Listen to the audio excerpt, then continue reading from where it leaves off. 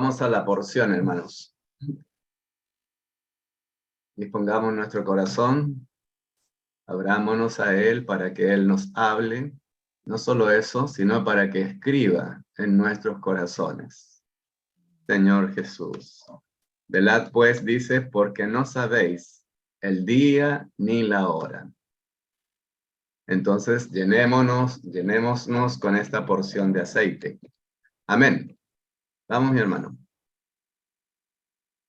El tema, como ustedes pueden ver ahí, es dar a luz hijos mediante el Evangelio en la práctica diligente de la nueva manera. Dar a luz. Hermanos, necesitamos dar a luz hijos mediante la prédica, ¿no es cierto?, del Evangelio. Y esto debe ser una práctica para nosotros, pero no de cualquier manera, sino una práctica diligente a través de la nueva manera, es decir, de lo que el recobro está logrando y avanzando poco a poco, pero no al ritmo que deberíamos. Y este es un poquito el llamado de atención que nos hace el Señor en esta noche. Adelante, hermano. Tenemos 3 puntos para el desarrollo de este mensaje. El primer punto nos dice la predicación del Evangelio en el Nuevo Testamento. ¿Cómo debe hacerse esta predicación? ¿Cómo la hacen todas las personas? Hay una manera, y esa es la nueva manera que tenemos que aplicar. Adelante.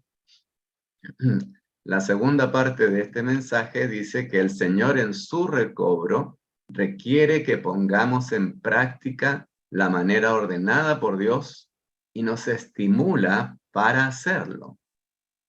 Y la tercera parte nos dice nuestra urgente necesidad de practicar con diligencia. ¿Qué cosa? La predicación del Evangelio, ¿verdad? Entonces acá estamos viendo algo. El Señor necesita esos hijos, pero no que los produzcamos como he escuchado tantas veces que decimos, sí, le prediqué al taxista y listo. Le prediqué en el micro y ya, y recibió al Señor. ¿Y el pastoreo? ¿Qué hay de eso? ¿Qué hay de seguir alimentando a estos nuevos hijos? Pastorearlos, animarlos, etc. Entonces, vamos a ver esto y como nos dice el Señor, tenemos todo esto que verlo con diligencia. Adelante. El primer punto nos dice la predicación del Evangelio en el Nuevo Testamento. Y lo desarrollamos diciendo que en Lucas 14, del 21 al 23, dice que contiene varios puntos cruciales en cuanto al hablando. Mirémonos lo que el Señor nos está diciendo, ¿no? Y nos dice que en Lucas 14, 21 al 23, que contiene varios puntos cruciales en cuanto al Evangelio, el Señor usó la figura de una invitación a una fiesta. Y el desarrollo viene a continuación. El desarrollo, adelante. Dice, estos versículos dicen, vuelto al esclavo, hizo saber estas cosas a su señor. Entonces, enojado el amo de casa, dijo a su esclavo, ve pronto por las calles y las callejas de la ciudad y trae acá a los pobres, los mancos, los ciegos y los cojos. Y dijo el esclavo, señor, se ha hecho como mandaste y aún hay lugar. O sea, faltaba gente que llenara la casa. Dijo el señor al esclavo, ve por los caminos y por los vallados y fuérzalos a entrar para que se llene mi casa. Es una parábola, pero tenemos que considerarlo. El siguiente punto dice que el versículo 21, el señor de la casa se enojó. La Biblia nos dice muy frecuentemente que nuestro Dios está enojado. Así que no es insignificante que el Señor esté enojado, hermanos. Siguiente punto. En Lucas 19, 13, el Señor usó la figura de un amo y sus siervos. El amo hizo de sus siervos negociantes y les dio el capital con el cual podían negociar. Fíjense esto, es precioso. Dice, el versículo 13 dice, llamando a 10 esclavos suyos, les dio 10 minas y les dijo, negociad hasta que yo vuelva. La frase hasta que yo vuelva significa mientras yo vuelvo. Mientras el Señor está en camino de regreso, nosotros tenemos que tomar el camino de dedicarnos a negociar en lo que atañe al Evangelio. Hoy día hablaba con un compañero de trabajo que es creyente, reúne en una denominación y me decía, no entiendo por qué me enfermo si yo soy un buen cristiano y hago esto otro. Entonces, como nos viene enseñando estos mensajes, yo le hice una pregunta. Hermano, hay un versículo que dice que todas las cosas cooperan para bien. ¿Por qué estás mirando que esto es para mal? Y no me supo contestar. Entonces, el Señor quiere hacer algo contigo. Está haciéndote como un llamado de alerta. ¿Y qué le dices tú? ¿Por qué me tiene que pasar esto a mí? En la Biblia nos dice que debemos inquirir. Esa es una palabra que no se conoce mucho. Inquirir significa preguntar. ¿Y qué debes preguntarle? Señor, ¿qué quieres que haga? ¿Qué necesito hacer para agradarte? Y el hombre estaba así, realmente impresionado, ¿no? Con pequeñeces, preguntas. Preguntas llaman la atención y esas son las que van ganando a las personas. El siguiente punto, hermanos. En Romanos 1, 14 al 15, Pablo usó la figura de un deudor. En estos versículos Pablo dijo, deudor soy igualmente a griegos y a bárbaros, a sabios y a ignorantes. Así que, en cuanto a mí, pronto estoy a anunciaros el evangelio también a vosotros que estáis en Roma. Es decir, él se sentía deudor por no llevar este evangelio a todas las personas, ¿no es verdad? Entonces, esa sensación de sentirnos deudores delante del Señor debe ser una carga para nosotros. Adelante, hermano.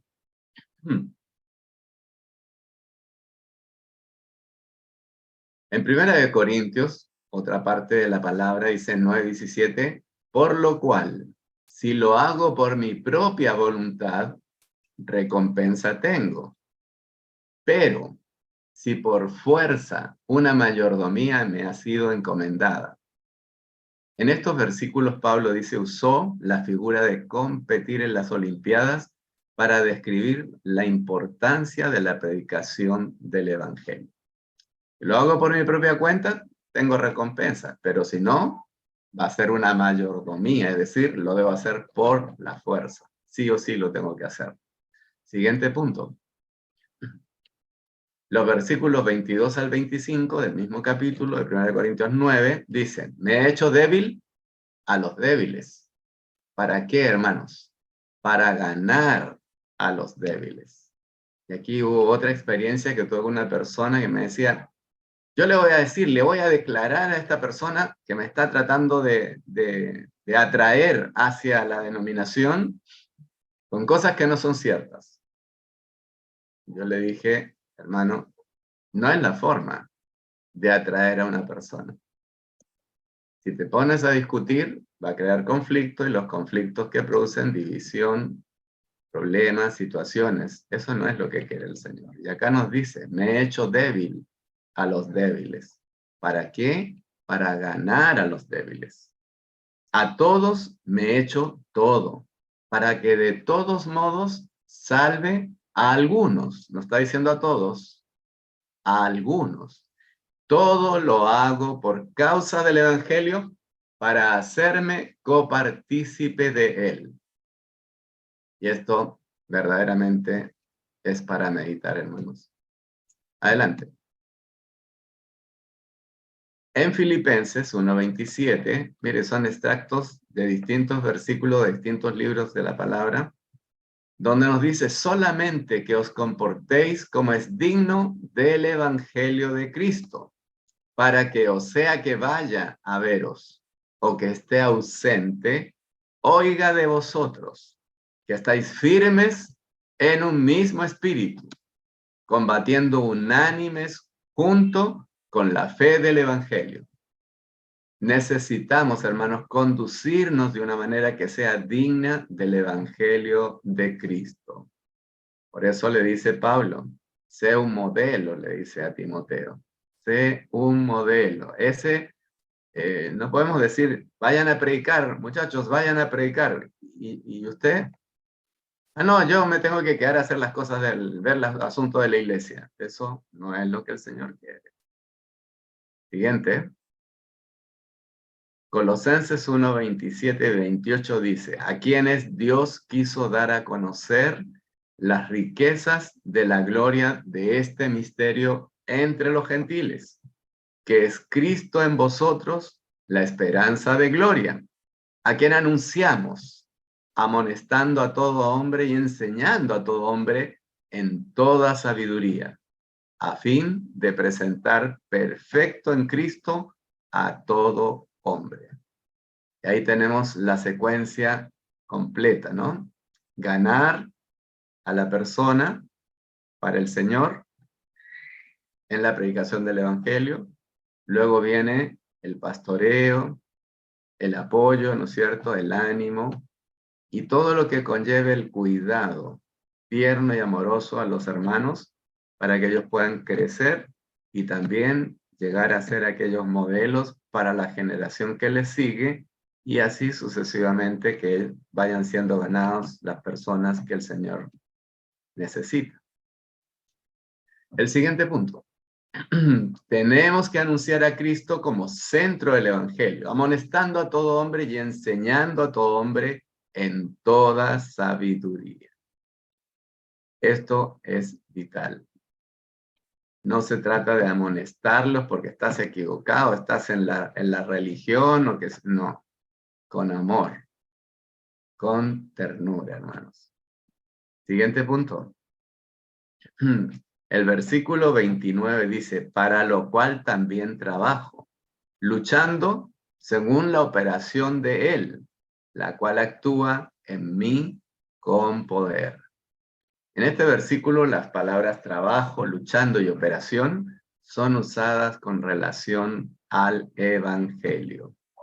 Entonces, predicar el Evangelio requiere, en buen romano, se requiere trabajo, lucha y operación, ponerse en marcha. Entonces, eso es lo que el apóstol nos transmite mediante el libro de Colosenses 1:29. Adelante. El segundo punto nos dice que el Señor en su recobro requiere que pongamos en práctica la manera ordenada por Dios y nos estimula para hacerlo. ¿De qué manera? Casi todos los hermanos que llevan la delantera en las iglesias, en el recobro del Señor, tienen mucha claridad en cuanto a la nueva manera.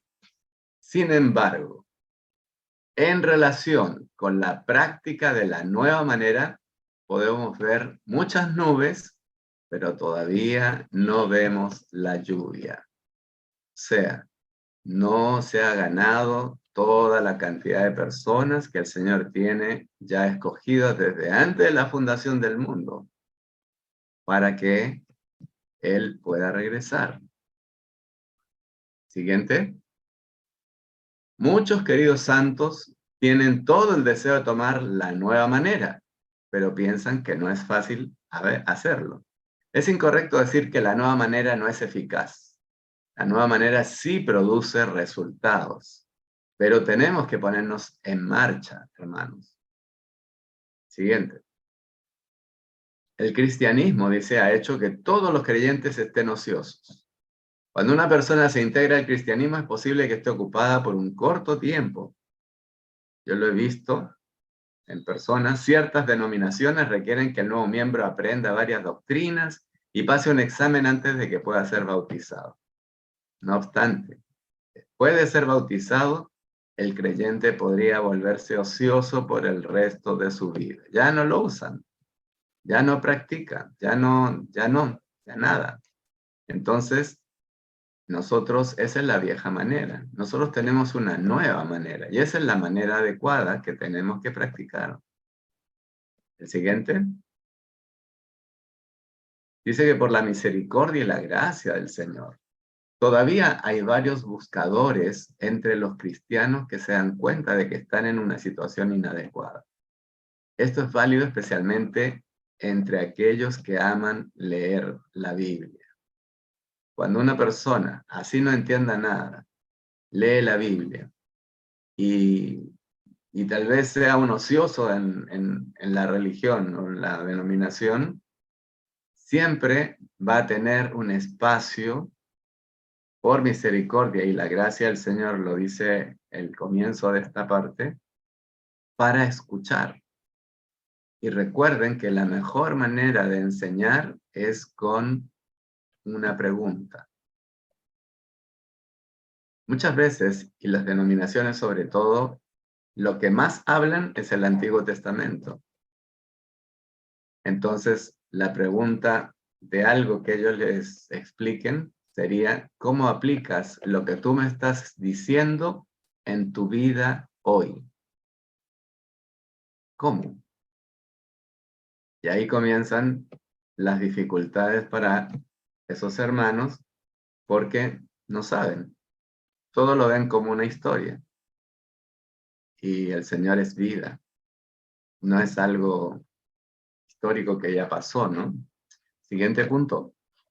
Desde que comenzó el recobro del Señor en el segundo siglo, no ha dejado que las personas estén ociosas y tengan paz. El recobro siempre estimula a las personas a que vean lo que hay en la Biblia y a que vayan en pos de ello. Esto es bien importante. Si no vemos esto, bueno, estamos en la vieja manera, pero en el recobro estamos en la nueva manera. Entonces, no debemos ser esas personas ociosas que no hacen nada. Y eso se refiere a predicar el evangelio, hermanos. Yo puedo decir, no, pero yo cuido a los hermanos, yo me dispongo para servir, qué sé yo, hago esto otro. ¿Y qué hay de predicar? ¿Qué hay de dar a luz mediante este evangelio? Adelante. El recobro del Señor no permite que estemos relajados. Y esto creo que no amerita más comentarios. No debemos estar relajados. Punto 7. En los últimos 5 años, hemos excavado para sacar más verdades. En particular, hemos descubierto el sacerdocio neotestamentario del Evangelio en Romanos 15:16. Hemos descubierto que los predicadores del Evangelio deben ser sacerdotes neotestamentarios que elaboran, que vigorizan y ministran. Pero, ¿qué tanto hemos predicado, hermanos? Siguiente. Dice que en Romanos 15:16 la palabra griega traducida, sacerdote, tiene un prefijo que significa vigorizar, laborar o ministrar. Este sacerdocio del Evangelio es un nuevo descubrimiento. Una vez que vemos esto, no podemos descansar. Vigorizar, laborar o ministrar. No lo olvidemos. Adelante. Dice que los sacerdotes del Antiguo Testamento tenían que ofrecer algo todos los días. No se les permitía cesar de ofrecer sacrificios. Sus principales ofrendas eran el holocausto, la ofrenda de harina, la ofrenda de paz, la ofrenda por el pecado y la ofrenda por las transgresiones, ¿no? Entonces, todos los días. Y ahí yo me preguntaba, ¿y cuántas ofrendas ofrezco por día? Toda la semana, cada día ofrezco ofrendas al Señor. Bueno, nos falta, hermanos. Necesitamos. Siguiente. Estas Increíble. cosas son ofrendas secundarias.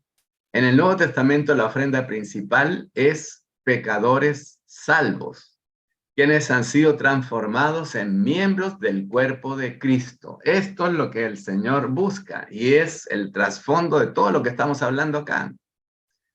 Siguiente punto. También hemos descubierto que necesitamos tener nuevos creyentes bajo nuestro cuidado a quienes alimentemos. Alimentar a los nuevos es la práctica de apacentar los corderos y es la práctica de una nodriza que amamanta a sus bebés. El apóstol lo describe en esos versículos que están puestos ahí. ¿Para qué? Para alentarnos a tener esos nuevos. Adelante. El Señor también nos ha mostrado que tenemos que practicar la edificación de la iglesia por medio de que los apóstoles, profetas, evangelistas y pastores y maestros perfeccionen a los santos. Eso es real. Pero ¿a qué santos? ¿Y quiénes serán aquellos evangelistas, pastores y maestros que puedan ganar más santos? Entonces, recuerden la palabra, no debemos ser ociosos. Debemos ser diligentes, como ese mayordomo fiel, ¿no es cierto? Oh Señor Jesús. Adelante. Todos los santos, sin excepción, tienen que hacer la misma obra que hacen las personas dotadas, la cual es la obra del ministerio neotestamentario, es decir, la edificación del cuerpo de Cristo. Aquí no dice algunos santos, los santos que tienen más tiempo, los santos más versados, no, todos los santos, sin excepción. O sea, todos estamos invitados a hacer esa labor. El tema es, ¿la estamos haciendo? Nosotros tenemos que ir para poder salvar personas. Tenemos que casarnos para poder tener hijos. Después de tener hijos, casarnos entre comillas significa que tenemos que dedicarnos a producir esos hijos, ¿no es verdad? ¿Mediante qué cosa? El Evangelio. Después de tener hijos, ¿qué debemos hacer? Alimentarlos, nutrirlos, cuidarlos con cariño. Entonces, ¿qué va a pasar? Tendremos que perfeccionarlos en la medida que van creciendo y edificarlos para que hablen la palabra de Cristo, para que hablen Cristo y para que hablen proclamando a Cristo a otros. Es decir, para que profeticen. Esa es nuestra labor, hermanos. Y eso es válido para un jovencito, para un adulto mayor, no sé, para todos, sin excepción. Adelante. Si tenemos una práctica como esta en conformidad con la enseñanza del Nuevo Testamento, ninguno entre nosotros estará ocioso. Y eso es precioso porque es lo que el Señor necesita. Su regreso depende de nosotros, hermanos. Muchas veces decimos, no, el Señor hace todo, el Señor sabe, el Señor sí, es cierto. Pero Él se restringe porque su justicia lo limita. Y eso tenemos que entenderlo. Nosotros tenemos que ser aliados de Él, disponernos para que Él actúe por medio nuestro. De lo contrario, no lo va a poder hacer. Bueno, usará a otras personas. Usted me dirá, sí, es cierto. O nos usa a nosotros, o si somos ociosos, usará a otros diligentes. Siguiente punto. Tal vez no nos hemos dado cuenta de la seriedad de nuestra situación, pero algún día lo haremos. Y el Señor dijo, negociad hasta que yo vuelva. Si el Señor regresara hoy y nos pidiera que le rindiéramos cuentas, todos nos pondríamos muy serios. El Señor viene y nosotros tenemos que encontrarlo y rendirle cuentas. Y ahí nos dirá, esclavo fiel, en lo poco fuiste fiel, en lo mucho te pondré, o que pasemos a las tinieblas, ¿no? Y al lloro y el crujir de dientes. Preferible lo primero, ¿no es verdad? Entonces, ánimo y vamos adelante. a hacer lo que el Señor nos está indicando. Siguiente punto. Tenemos que percatarnos de que la nueva manera no nos da reposo. Al contrario, nos hace estar ocupados. Adelante, hermano. Punto 3. Nuestra urgente necesidad de practicar con diligencia. Veamos cómo se lleva a cabo este punto. Dice, hoy en día nuestra urgente necesidad es poner en práctica la nueva manera con diligencia.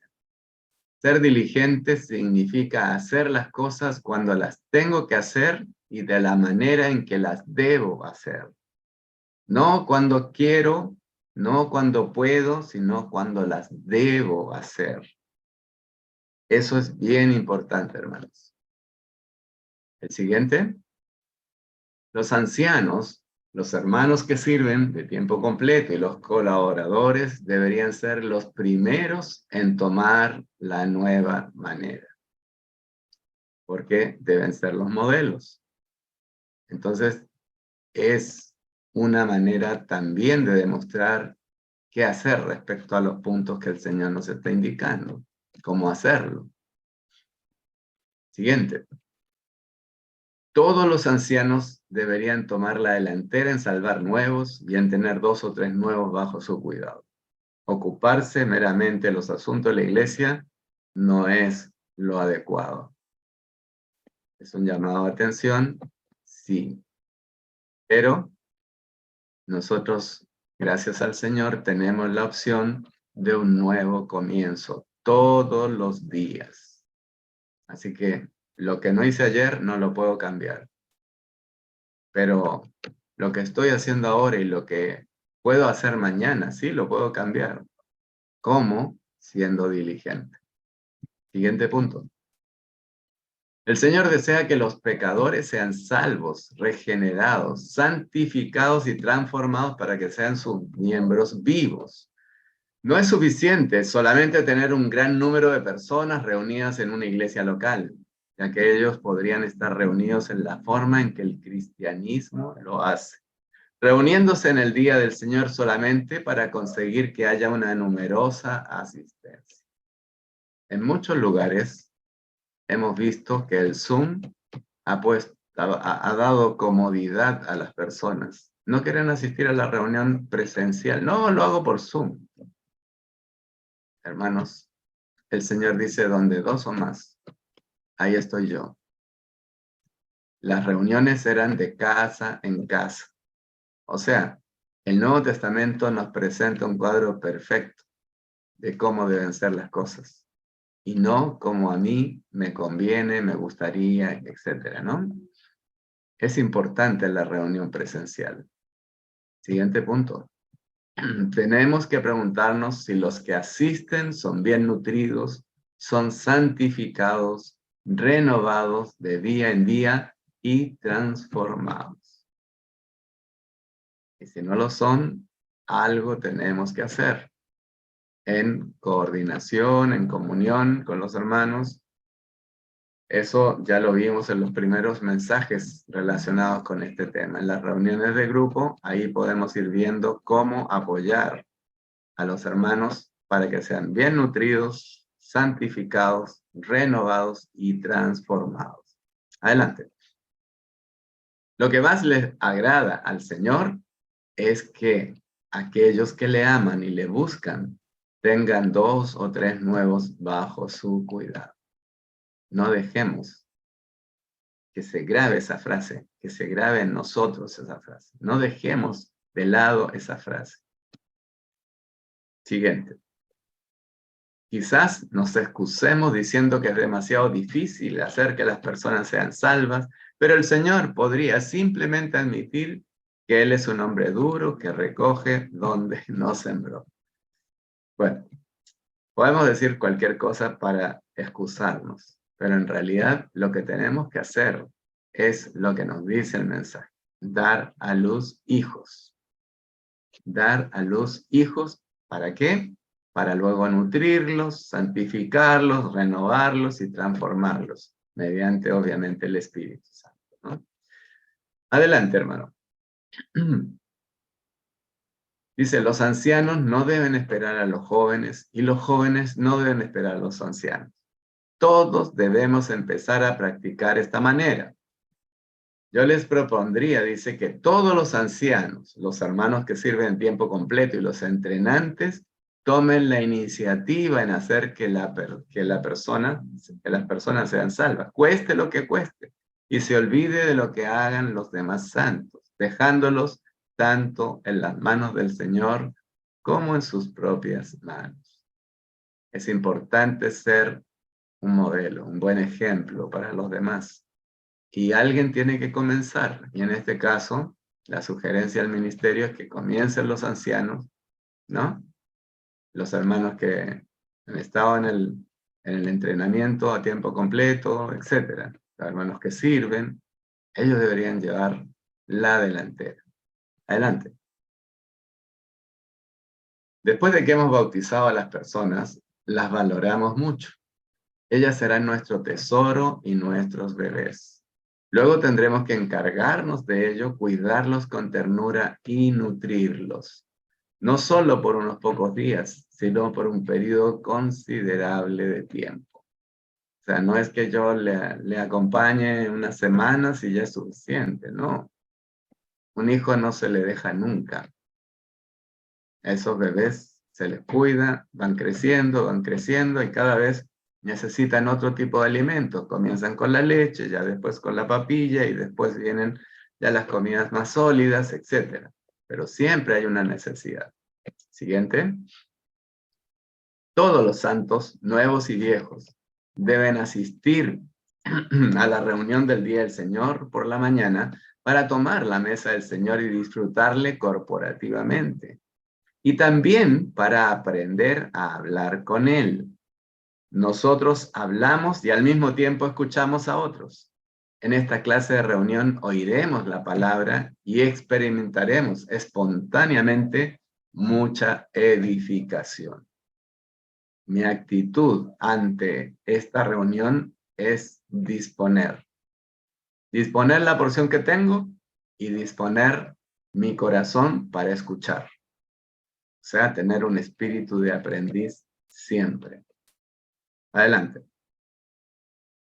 Debemos hacer todo lo posible por dejar libre la mañana del día del Señor para esto. Luego, una noche a la semana, debemos asistir a la reunión de oración. No menosprecien la reunión de oración. Al orar solo una vez en la reunión de oración, podemos recibir más edificación que al asistir a otra clase de reunión. También recibiremos mucha iluminación y seremos puestos al descubierto para nuestro beneficio. Esto es muy interesante. Adelante. Luego dice, una noche por semana debemos asistir a una reunión de grupo para tener comunión, para recibir perfeccionamiento y para perfeccionar a otros. La reunión del Día del Señor en la mañana, la reunión de oración y la reunión de grupo son las tres reuniones básicas de la iglesia. Necesitamos practicar esto. Este es un principio que el Señor nos deja y necesitamos practicarlo. Siguiente punto. Esto nos deja 5 noches libres, las 2 tardes de fin de semana y una mañana del fin de semana. Incluso si usamos todo el sábado para diferentes asuntos, todavía tendremos 5 noches y una tarde libre. Debemos usar una de estas 6 oportunidades para salir a predicar, ¿no es cierto?, el Evangelio.